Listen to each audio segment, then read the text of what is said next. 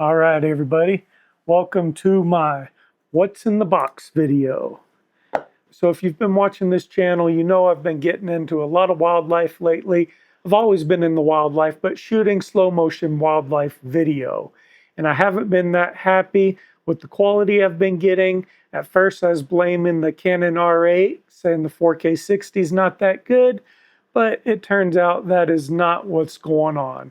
So I actually ended up looking really heavily into getting the Canon R5 Mark II, trying to save up for it by Christmas.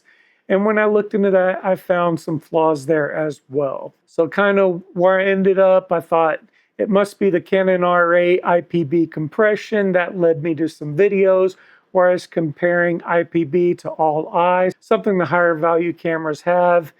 And when I saw comparisons, I noticed most of the people are saying IPB looks as good as all eye. Even IPB light, I saw some comparisons where it really wasn't that different. So then as I was looking at all that, I saw a video, don't buy the Canon R5 Mark II for video. I thought, well, it's the greatest camera out right now. This guy doesn't know what he's talking about, but I'll listen anyways. I dove into the video. I'll try and find it again and link it down below. But he was comparing the Canon R5 Mark II 4K 60 to the Canon R8, and the Canon R8 was blowing it out of the water. Come to find out, the R5 Mark II for 8K video is phenomenal, and for 4K 60, if you use an external field recorder in SRAW, is phenomenal. But just 4K 60 in the camera is line skipped, and it doesn't look as good as the R8. So that left me there wondering, what am I going to do? The Canon R5 Mark II isn't going to solve my problems. It's not the IPB compression. It has to be the size of the subject in the frame, why it's not sharp. Should have got to this earlier from years of photography, but I guess being new to the slow motion video, I was kind of expecting photo quality in a video format, and that's just not going to happen. So a couple pain points with the Canon R8 that I've had as I'm doing this is, one, I'm not getting close enough with my 100 to 400, so I was looking at lenses. 200 to 800 would get me there, or the RF 100 to 500 at 7.1 is a nice L-Glass series lens and something I want, but it's not going to solve my other two pain points that I'm having right now with the Canon R8. And don't get me wrong, it's a phenomenal camera. I love it. It shoots amazing pictures. It shoots amazing wildlife photos. And for cinematic video in a controlled setting where you can get close to the subject, it looks really good. My other two pain problem points are the no IBIS. Wasn't feeling it doing photography. Wasn't feeling it with lens stabilization on cinematic films. In a close setting, it was all good.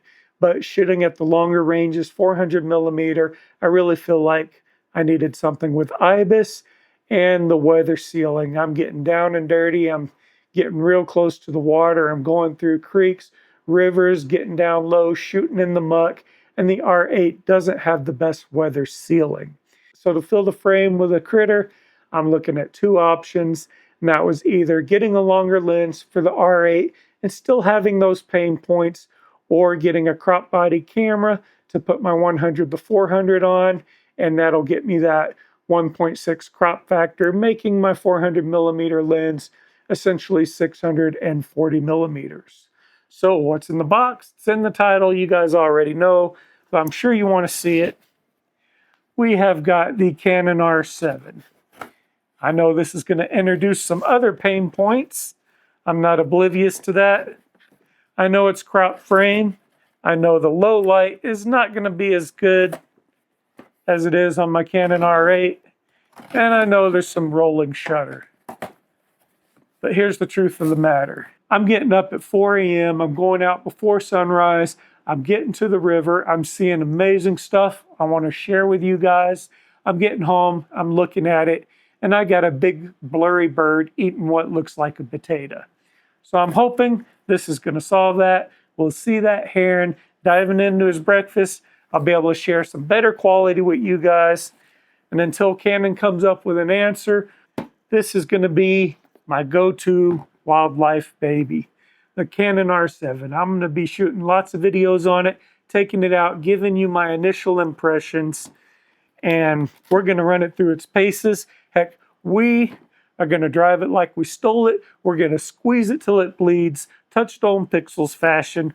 We're going to get everything we can out of it until something better comes along. Right now, this is the best crop camera body that Canon makes, and I'm happy to just get out there, start using it, seeing what I get, taking you guys along for the ride, tutorials, reviews, all that good stuff incoming on this bad boy right here.